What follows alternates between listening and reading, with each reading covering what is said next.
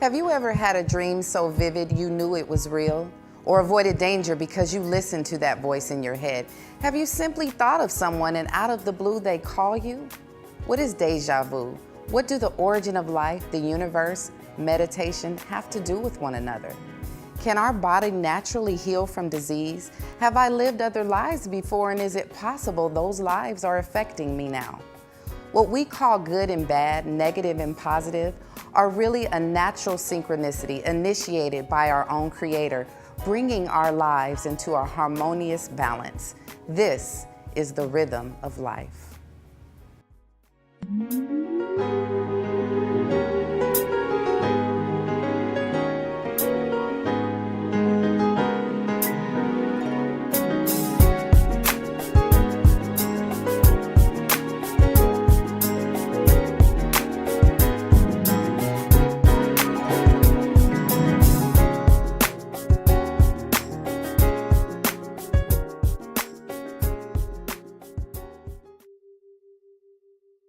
Hello family, you are watching The Rhythm of Life. I'm your host Sophia. I welcome you to a beautiful show today.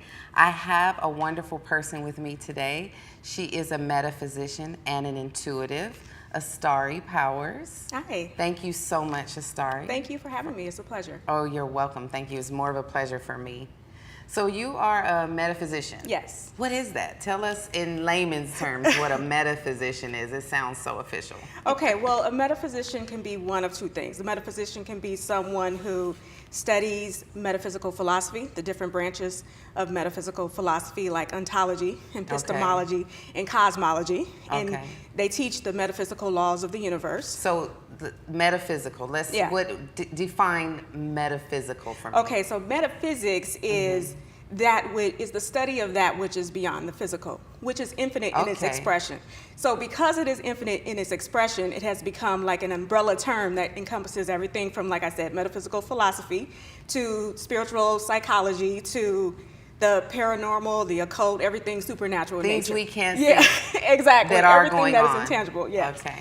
And so then a metaphysician can also be someone who is a practicing healer or a spiritual counselor, someone who can actually change physical reality through energy transference on the different levels of the psyche. So, wow, that's a lot. Yeah. Man, I wish we had more time to talk about all of that. Well, okay. Well, see, the benefits of working with a metaphysician is that every single human interaction is an energy transaction. Yes. Okay, so in every single moment we're vibrating energy. Yes. Okay, and so what a metaphysician, they are acutely aware of this fact, not just not just theoretically, but actually experientially. And because of this, we devote ourselves to creating a high core vibration, and which inadvertently benefits other people who come within the personal attention field. Okay. You can literally lift someone else's energy just by lifting your own. Yes, so. Yes. So tell me, that's an interesting path to take as a career. What put you on that path? Were you always interested in that as a child? What drew you to that line of work? Well, actually, for me, I started questioning at a fairly young age. I just felt like there was much more to life than what I was being taught by my parents. Yeah, I felt that too. Right, exactly, and religion and my educational system, my public school system that I was raised in. I innately knew that there was more information about the nature of reality than what I was being given. I just didn't know what it was, and I didn't know where to begin to even start searching for the answers. Okay. So when I was in college, this was like 20 years ago. So you've been doing this for 20 years. Oh, it's been so long. And when I was in college, I heard many times the answers lie within. The answers lie within, the answers lie within. Yeah. So I decided that I was going to start meditating. Okay. Now, at 20 years old, I had a turbulent stream of consciousness, and it was a rocky road, but I was persistent. The problem is that the noise of my mind was also persistent. Yeah, yeah. And so, thank goodness, I encountered a godsend of a man, Dr. Chin. He was my computer science professor, my spiritual advisor, my guidance counselor. And you found him in college? Yes, and and I'm telling you, he saw in me a young woman with a turbulent stream of consciousness, and he decided that he was going to help me. Wow. And he helped me through transcendental meditation. This was one of your professors? Yes, one of my professors. Wow. People are blown away when I tell them this, but we used to sit in his office cross-legged from each other, and he would take me through a guided meditation. Wow. And then he would give me a mantra that I would repeat over and over and over again. And so, what was that mantra? Well, it was different, multiple mantras, actually. Okay. And so it actually resulted, it was really beneficial, and it resulted in my psyche just blowing wide open. Wow. And I started having lucid dreams and prophetic dreams and out-of-body experiences. Wow. Okay. And so I tell people nothing really prompts you to start probing into the nature of reality and the essence of your own humanity, like waking up outside of your physical body. I've been waiting for that to happen to me. Well, this is a really great conversation. Okay. We're going to continue with this conversation. We'll be right back.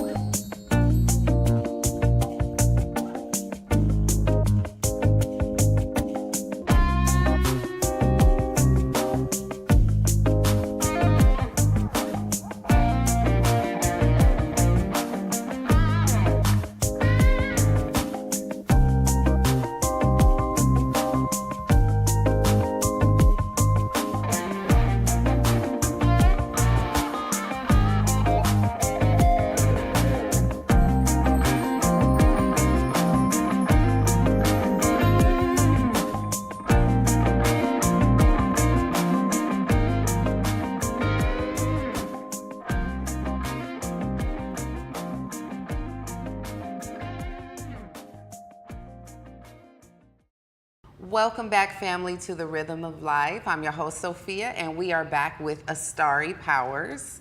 And we have just started a really wonderful conversation, so stay tuned in.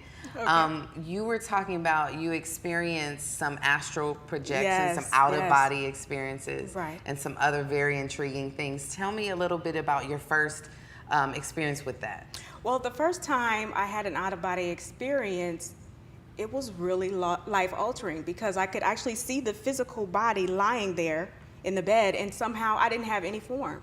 I was just hovering, but I was completely conscious, completely aware, and it was really, I was awestruck for a while. And then all of a sudden I could feel like a tug. They call it the silver cord. I feel a tug, and I slowly drifted back in. And when I came up in the physical form, I was just, I had to, you know, at that point, I started delving into everything from philosophy trying to figure to out science what was going on. Right, reading every book that I could get my hands on, literally, to try to figure out what was actually happening to me. Did that scare you? I mean, oh yes, it would.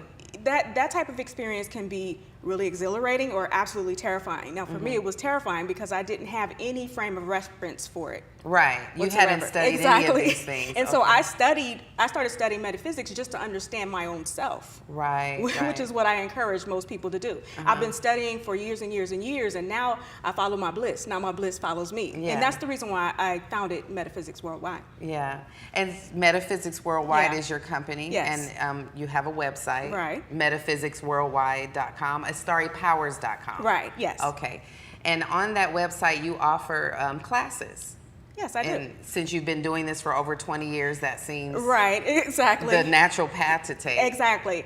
You know, the goal is to help bring metaphysics to mainstream consciousness. So the classes are simple, practical, and informative and transformative approach to enlightenment. Wonderful. So we have Metaphysics 101, an enlightening course for the inquisitive mind, and then we have Metaphysics 102, an empowering course for the conscious co-creator. Right. So with Metaphysics 101, it's really for the beginner seeker or someone who has been seeking for a while but has yet to fully find a path that penetrates them, mind, body, heart, and soul. Okay, and then Metaphysics 101 is also, it will appeal to the intellectual and also to the person who is spiritual but not religious, but still trying to figure out how to grasp this whole life thing with all its paradoxes. Right. Okay. Now for me, I was really a devout Christian for a long time. And when I started to understand that there was more to life than what I was learning, I felt guilty when I would pull away from that. But at the same time, I knew that I was learning something real. Exactly. So what would you encourage people that are kind of in that middle stream? You're not leaving God. No, exactly. What you're would not. you say to them? Well, you're stepping into your own power. From God. Right, from God and towards God. Like we're all here on the same path. We forget our true nature, and then we start to remember piece by piece by piece. And it just takes time and it takes practice. What really helps is actually going into meditation, because the more you meditate, your mind is going to really start to see into itself, and then you're going to start to be able to verify the fact that you are a conscious being within your own self. And so then the guilt will start to fall away slowly but surely. Okay, so in your meditations, and you guide meditations as well, which many of us need, because I love to meditate. I've been doing it just for a few years now, and it's really helped me tremendously. Only I have found it really difficult at times to quiet my mind. Like when I first heard that term, quiet your mind, I'm going, how do I do that? And you realize how busy your mind wants to stay. So what advice can you give me or anyone that has trouble quieting the mind? Well, let's see.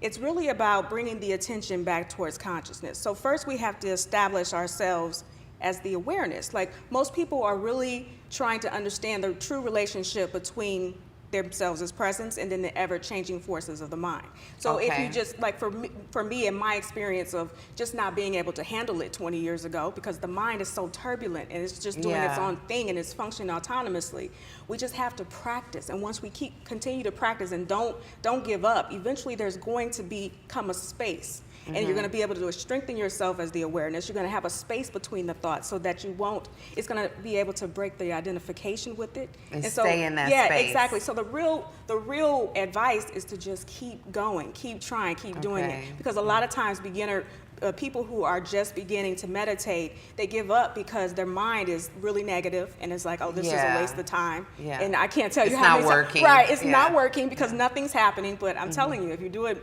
long enough, you're going to start expand your it will bear fruit. Yes. It'll bear fruit. For sure. Yeah, because I think sometimes we don't realize that we've lived in a negative path, in a path that we're not even comfortable with for so long that it is bearing all the fruit in our life. Exactly. So if we just give ourselves some time to shift that around and put our attention onto something else, it'll start to bear fruit in our life. Exactly, yes. Okay. Well, we are going to cut to another short break, but we're going to come right back, talk a little bit more about meditation and other things. Stay with us.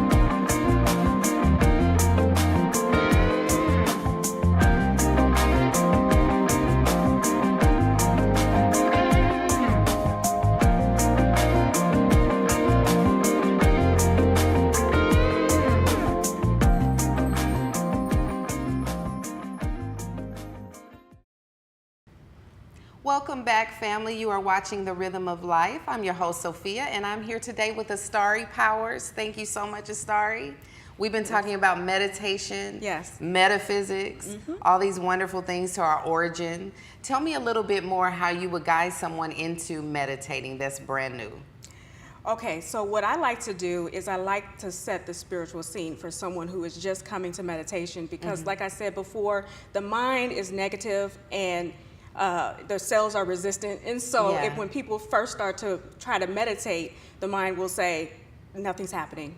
You should just give up. And a lot of people wind up giving up. So I like to set the spiritual scene. We get our candles going. And then I like to turn their attention towards consciousness by doing a simple mind magnetism exercise where they actually expand their own awareness and then they turn their attention towards consciousness. It's actually a actual metaphysical sensitivity exercise. And when that happens, they turn their attention to something that they've been neglecting to be aware of all of this time.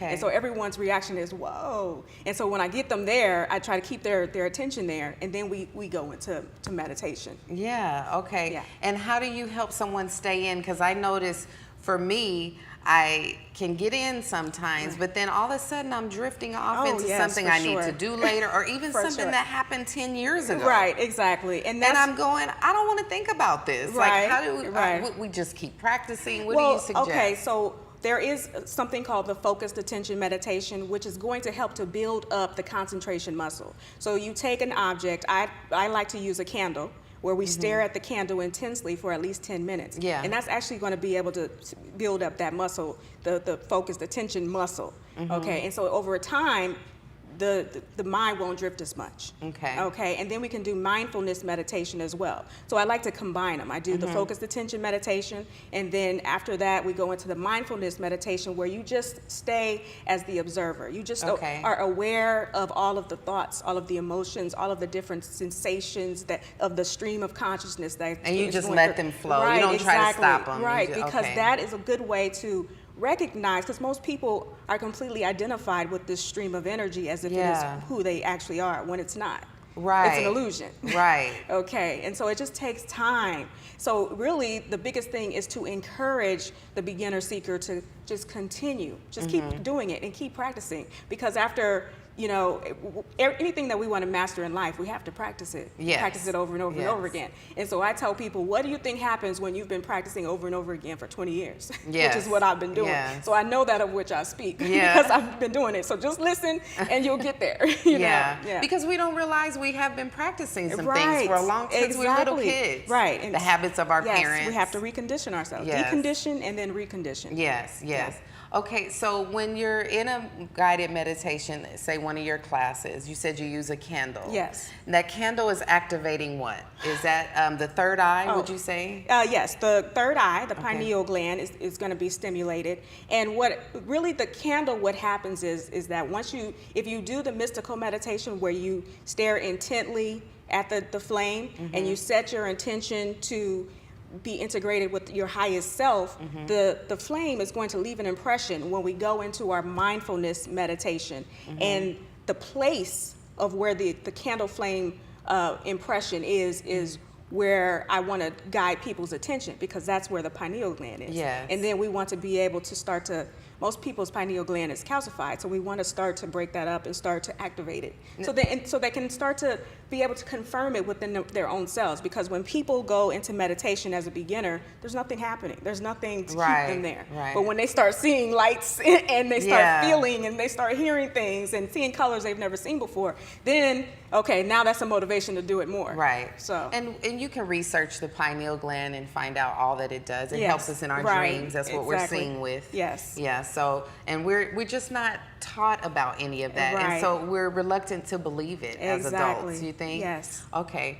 Well, we're going to talk a little bit more about that, but we're going to take another short station break and we will be right back. But they can break you with the words that they say, so you got to puff your chest out and don't be broken with those words. Hamlet.